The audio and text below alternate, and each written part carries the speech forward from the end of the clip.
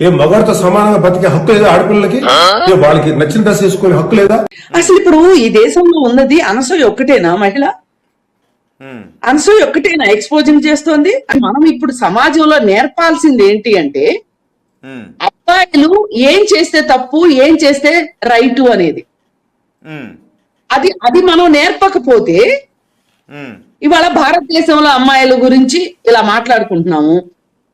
అమ్మాయిలు ఇలానే ఉండాలి, ఇలా ఉండాలి, ఇలా బట్టలు వేసుకోవాలి అని చెప్తున్నాము. Well and good. ఒక ఫారినర్ వస్తుంది మన దేశానికి, ఆమెకైతే నిర్దేశించలేం కదా నువ్వు ఇలానే వేసుకోమ్మా, ఇలా వేసుకోవద్దు, ఇలా వేసుకోకూడదు అని చెప్పి. ఇప్పుడు బోలెడు మంది ఫారినర్స్ గోవా వస్తారు. గోవా వచ్చినప్పుడు వాళ్ళు బికినీలు వేసుకుంటారు. అక్కడ ఎవరైనా ఒక అమ్మాయి, పైగా ఫారినరు, ఎవరో తోడు లేరు, బికినీ వేసుకుంది అని ఆ అమ్మాయిని ఏదైనా అఘాయిత్యం చేశాడు అనుకోండి, అక్కడ అబ్బాయి తప్పు లేదు, బికినీ వేసుకుంది కాబట్టి చేశాడు అని చెప్పి ఆ అబ్బాయిని వదిలేస్తారా? లేకపోతే నువ్వు మా దేశంలో బికినీ వేసుకున్నావు కాబట్టి నీదే తప్పు అని ఆ అమ్మాయిని శిక్షిస్తారా? దీనికి స్ట్రైట్ గా సమాధానం కావాలి.